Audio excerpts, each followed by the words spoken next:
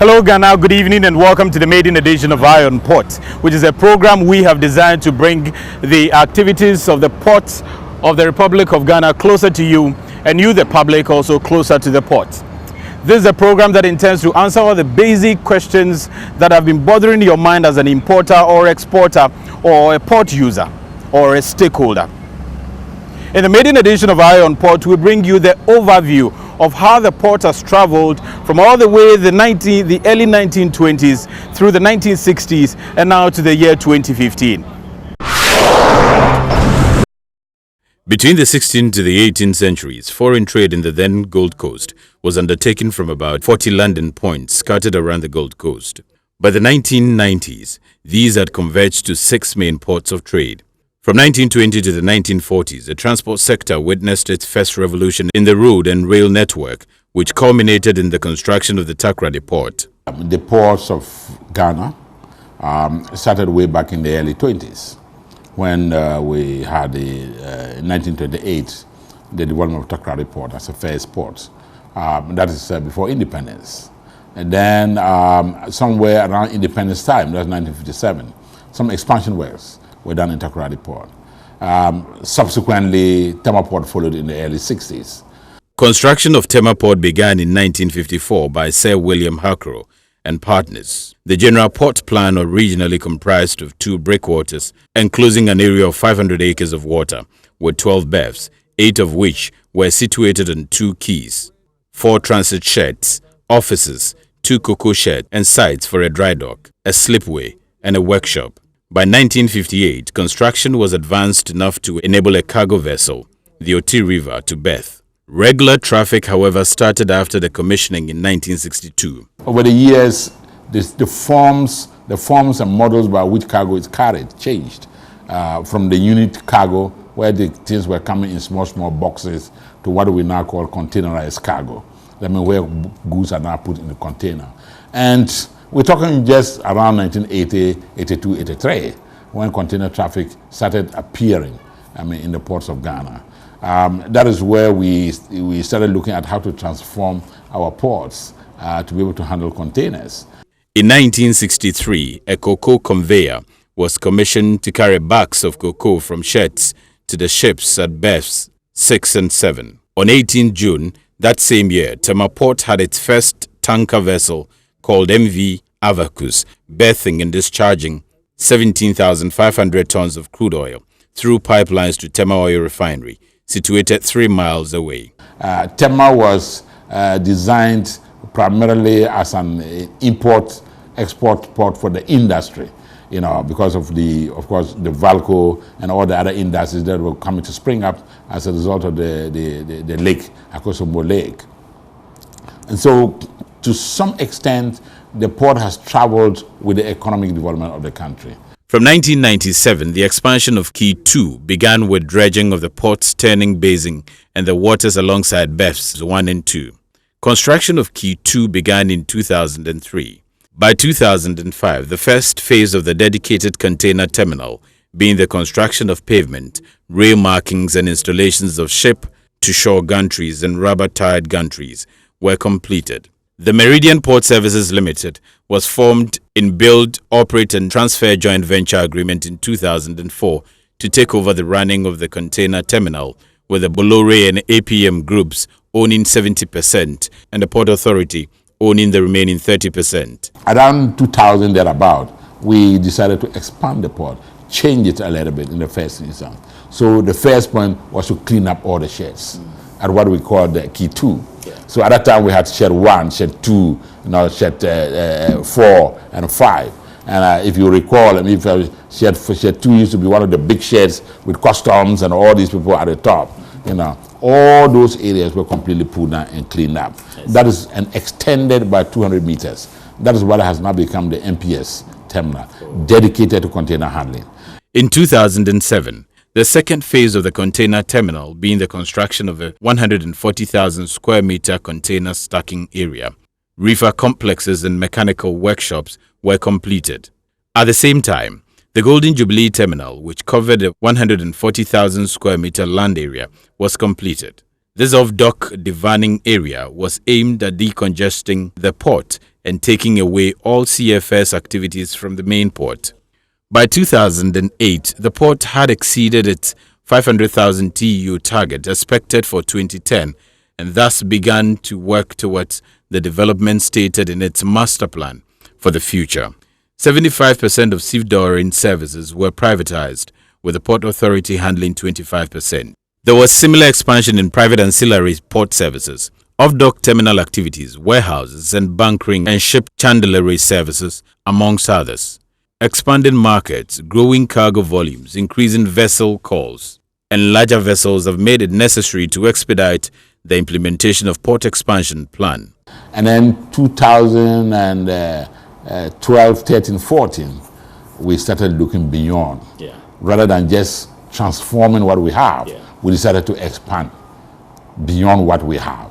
So we then looked at the two ports and also the possibility, of the entire coastline. So studies have already been conducted, right from one border to the next border, over the entire 258 kilometers of our coastline, to look at potential areas that we could put up, ports. So as we sit right now, we have identified areas, especially the possible area for the next port, the next commercial port of this country. This is how the ports of the Republic of Ghana have traveled. I'm sure that it's very interesting to you. From the times when goods were carried in boxes and in baskets and on wheelbarrows, the ports have grown. This week, we concentrate on the Takoradi port. We take a look at the expansion works that's going on there, and we engage the director of the Port of Takoradi, Captain James Owusu-Kranting. I know you have spearheaded a number of development in this port. So far, where are we now? We have gone very far. At the moment, we've gotten the Viking Halliburton berth, which is available up to 9.6 meters with the tanks and everything, so we can, as a matter of fact, now a vessel can come in, an oil and gas vessel, and can straight away take water and the mud that is required and the barite and everything from the Viking berth. We've also created, we are virtually finished berth number 4, where we are creating a priority berth for oil and gas vessels, and we've created in conjunction with Back Freight, we also now have lay down space where now the oil and gas vessels can come in and then do their cargo and even lay down their pipes and other things, awaiting the next vessel. That is also complete. One of the most significant of them all is the desalination plant that is kicked into being. Hitherto, water has been a big challenge for the Port of Takoradi. That, in fact, the oil and gas ships would come, probably do their businesses here, and would have to proceed to Abidjan or Togo to lift water. Now, with Viking Offshore and GPHA combination, we've been able to set up desalination plants that provide 1,000 tons of water a day. And that water that we are producing is both for drill and also potable. The BDCs, some of the oil companies, have already laid pipes. Wow. Yes, from their tanks to the quay. When you go to berth number 3, you've got the tanks, you've got pipes that are already there. When you come to the Viking berth, you have some of the Chase is already doing it. Cyrus is also coming in.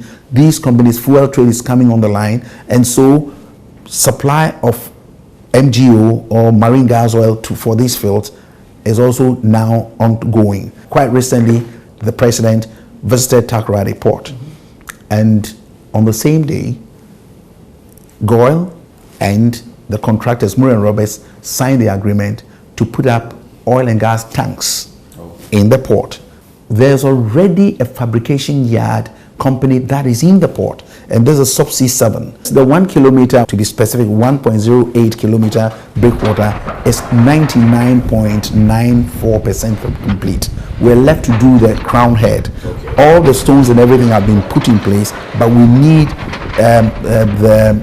the cementing works. But it is serving the purpose that it has been built to do. And that is what has allowed for the quay also to have kick-started. And I tell you, the dredging is already complete, the 14.6. How are the people of Takoradi going to benefit? How are the Ghanaians as well also going to benefit? Expectations are very high from the people. But what I always say is that we need to go through them step by step and then make sure that we are doing the right thing at the right time. When you come to Subsea 7, where we're doing all the fabrication, and all this welding and cleaning and everything and fabrication is being done by Ghanaians. As we speak now, I just got a call. Takoradi Refinery Limited is breaking grounds tomorrow at Sekondi to start the Takoradi Refinery Limited there. And we're looking at the local content. In the totality, we will say that the city authorities, the chiefs and people have been and are with GPHA and are supporting us all the way there so that we can turn around Sekondi Takoradi. GPHA will always forever be grateful to the people of Sekondi Takoradi. And the last time I checked as well, there was this real estate that you intend to get into. I don't know how that project is going. We've already started with, if you come out there, the first one that is coming up is Pinnacle. I see. Real estate. And the idea is that we are moving away from these old bungalows that for one bungalow that is just a 2-bedroom or 3-bedroom bungalow sitting on 1 acre of land. We have come into an arrangement with companies, real estate companies, where they're going to build by themselves with their money. And then we, as GPHA, will annex one of the blocks for ourselves and our managers and our staff. And also then the rest will be managed by them under our supervision for a number of years. And after that, the whole thing then turns back to GPHA, or would I say the state. The good thing is that, because of the advent of the oil and gas companies in Takoradi, accommodation is a problem, yes, a challenge. Yes. And we have recognized that and have decided that, look, we have to help ease this thing. And we also are committed to the fact that we are not going to allow our development partners to excessively charge rents. How have we been able to manage with finances? Are we having some loans sitting in the books of GPHA or government? The loan component in all these things that we're doing at the moment is only 197 million euro. That was contracted for GPHA by government. Okay. The rest of all the development that we are doing is got to do with private-public partnership. And we are also not selling out the property of government, like just giving up to a private sector. No, but the arrangement we do in such a way that it will become a win-win situation over a period. In all these things that we are doing, we have our staff seriously and clearly in mind. And that's the reason why, if you come to Takoradi now, even the port clinic has been upgraded. And new equipment, the CT scan, MRI and everything has already been placed in there, so that hitherto where there was no MRI equipment in the whole of Western region, now GPHA has it in Takoradi Port. Wow. Just to take care of our staff and also the people of Western region. As we tread into expansion of the port, the same way we are sending our staff out there into various countries, into various schools, so that they too are upgraded and properly remunerated. That the Takoradi Port is really growing and bracing itself as the oil and gas hub, and the stakeholders are indeed happy. When I started here 3 years plus, I heard about the port expansion. I didn't know what I really was expecting, but what I can see now is that something is really going on. If we have the expansion done, which I'm aware that they will have an area section for oil and gas activities, then it will really be beneficial to organizations like us, and I know to the industry as a whole. Ghana is a safe and a democratic country, so preferably these companies would choose Takoradi ahead of other ports in the sub-region. So if the expansion project is completed, I can foresee Takoradi taking the lead. Other projects in Ghana here, most of them are delayed. I never heard any project complete in advance, but only the Ghana port, especially the Takoradi port, the breakwater, the phase 1, they're completed almost 2 months ahead. So it's quite amazing, you know. We are expecting vessels with deeper draft to call the port. So the project, more or less, the expansion project, more or less, would enhance that capacity, entertaining or accommodating vessels with deeper draft into the port. I was previously working in Nigeria for several years, and for me to import cement in Nigeria, it was a totally different business than what we're doing here. I have to give diesel for a tugboat more or less every time. We don't have this problem here because here the equipment is there. You're paying for it, but at least it is working smoothly, which is very good for us.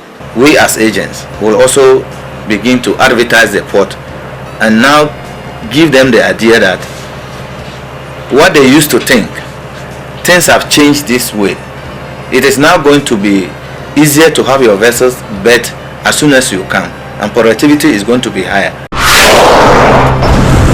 You're still watching the maiden edition of Eye on Port, a program designed to bring the activities of the port closer to you and you closer to the port. It's brought to you by the kinder support of UT Logistics. UT Logistics for your total logistics services. If you are counting on any logistics service, please, UT is your choice. They say they have a customized solution for you.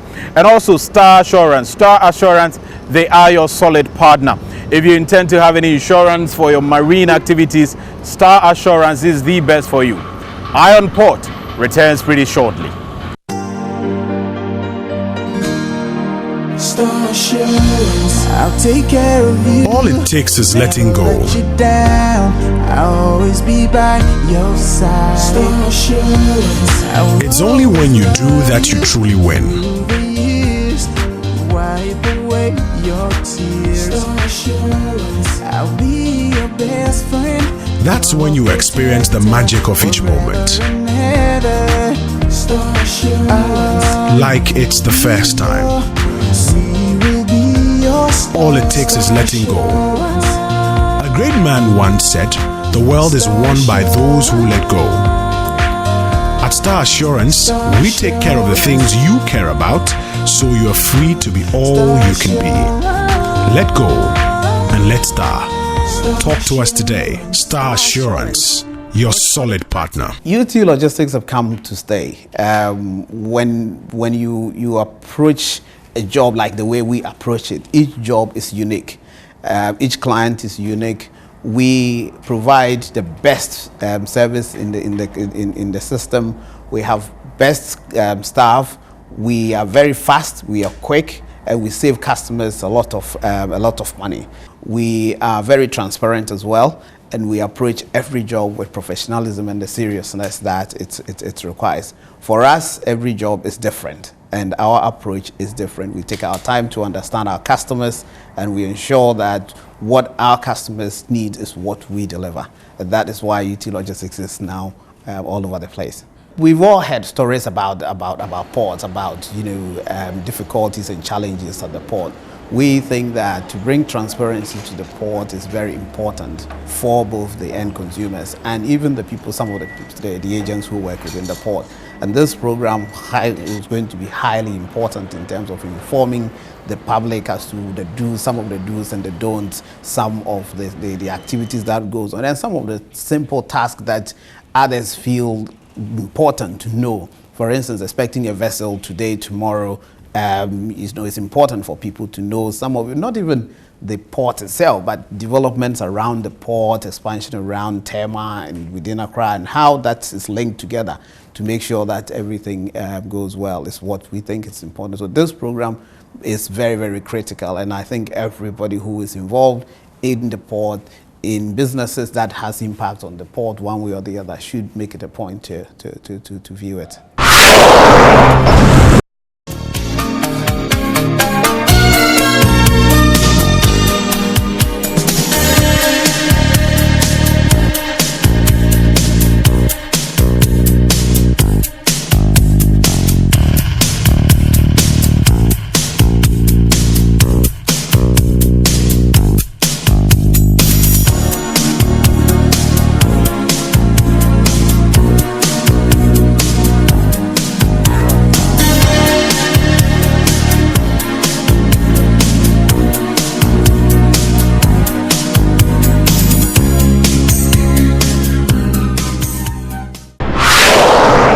Welcome back from the break. This is still Eye on Port, a maiden edition for that matter, and it's brought to you by UT Logistics and Star Assurance, your solid partner.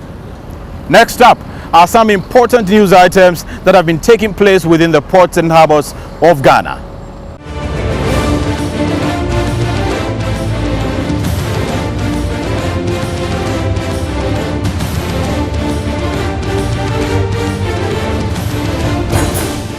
A French Navy ship, Commandant Leminaire, on Monday docked at the Tema port on a 4-day official visit to Ghana. The ship, which docked at the shores of Ghana at about 10:50 hours, has a staff of 9 officers, 51 petty officers, and 40 boatmen and sailors under the command of Lieutenant Gwenigan Lebori. This is the second time the ship has docked at the Tema port, with its maiden visit in 2006. The interaction would also serve as a platform for cultural exchange. The mission enabled the personnel to intervene to protect French nationals living and working in the coastal part of Africa. Whilst in Ghana, the officers would renovate an orphanage at Dodowa as part of their cooperation with the civil society. The Group Chief Executive Officer of Maersk, Nils S. Anderson, is urging importers and exporters to embrace containerization as the best way of importing and exporting commodities between destinations. You're leading containerization in the world, and you're championing a number of things. The last time I covered your art container. How is your drive for containerization going worldwide? Well, the growth in containerized volumes on a global level is 4 to 5% a year, which is of course not as strong as it used to be, but it's still quite sustainable growth. And with this is what we're planning for also in the future. So we keep investing, we keep building ports, we keep investing in advanced reefer technology, enabling exports out of Ghana, for instance, of agricultural products, which is very exciting. So we believe this growth will continue. Recently, Maersk Line and Ports of Oakland have teamed up to create a giant postcard as part of a social media campaign to create awareness on containerization. The postcard, an eye-catching Maersk Line 40-foot refrigerated container, is in the form of a colorfully painted container which is touring the world over and recently arrived in Ghana to sensitize people on the significance of using containers to transport goods. The Ghana Ports and Harbors Authority has revived a number of stakeholder engagement programs as a benchmark to make the port very efficient. The Port Authority has therefore revived the Port Advisory Committee and will soon be launching the Port Community Association. Chairing the first revived Port Advisory Committee meeting, the Director of Port, Jacob Adoko, emphasized the need to bring stakeholders together on quarterly basis to discuss ways of improving port business. We want you to help us take proactive measures so that as the days go by, our port will be seen as a beacon of a business center, proper business center in West Africa. The Port Authority has also hosted the Ghana Ports Community Association Constitution Review. The chairman of the Constitution Review Committee, Nikwe Amasa, explained that the authority has realized the need to formalize interaction among stakeholders in the port business, hence drafting of the Constitution. We don't have a formal association or platform where it binds us. That was why management thought it was that, as happens in other parts of the world, we should form a port community association. A Grimaldi Ghana multi-purpose vessel built in Republic of Korea and named after Tema, MV Grand Tema, has called at the port of Tema since it last made its maiden voyage to Ghana. The Grimaldi association with Ghana, and in particular the port of Tema, goes back over 30 years. And we believe that it's fitting perfectly that this fine ship should be named after this fine port. Also, as today, the port of Tema will always be one of the most important homes for this ship in the future. Management of Grimaldi Line say the vessel's arrival in Tema is an indication of the international community's confidence in the port of Tema. The godmother of the MV Grand Tema is the wife of the Director General of Ghana Ports and Harbors Authority, Catherine Anamu. We are proud that Mrs. Anamu, the wife of the Director General of Ghana Ports and Harbors Authority, has accepted our invitation to be the godmother of this fine ship. People are getting duped. People are getting cheated at the ports of Ghana because people don't know what to do. There is one important notice that the Port Authority want to send out to you, the public, and that is that they are not selling cars within the port. So if anybody has ever told you that come to the port and buy a car, you are being deceived. Here is a warning for you. The port does not sell vehicles. The port does not sell any type of product at all. We are a service provider, and our focus of our role is to make sure that cargo that is brought into the country is offloaded from the ships and is stored and then delivered to the final consumer. We do not sell. The caution to the public is that you do not transact business with anybody who indicates they are selling vehicles on behalf of the port, because the port or GPHA does not sell vehicles. The only entity which sometimes deals with auctioning of vehicles is customs. If you are uncertain and you want to inquire, you can go to the customs website and send them an email or contact any customs representative. However, no vehicles are sold in the port.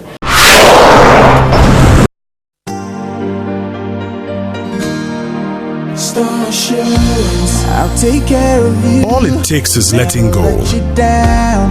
I'll always be by your side. It's only when you do that you truly win. Wipe away your tears. I'll be your best friend. That's when you experience the magic of each moment. Like it's the first time. All it takes is letting go. A great man once said, the world is won by those who let go. At Star Assurance, we take care of the things you care about, so you are free to be all you can be. Let go and let Star. Talk to us today. Star Assurance, your solid partner. UT Logistics have come to stay. When you approach a job like the way we approach it, each job is unique. Each client is unique. We provide the best service in the system. We have best staff. We are very fast. We are quick, and we save customers a lot of money. Well, this has been the maiden edition of Iron Port, and I hope that I have been able to bring the port closer to you and also you closer to the port. As we go on, I expect that you continue to send in your concerns, that we hope to address them on this platform, that's the Iron Port. It's the only program in this country ever that's supposed to open up the port activities to you and also address all your concerns. Never miss this opportunity. This program will come your way next week on this same platform, and it's brought to you courtesy of UT Logistics. They say they offer you a customer solution, and also Star Assurance, they are your solid partner. Thank you for watching, and see you next week.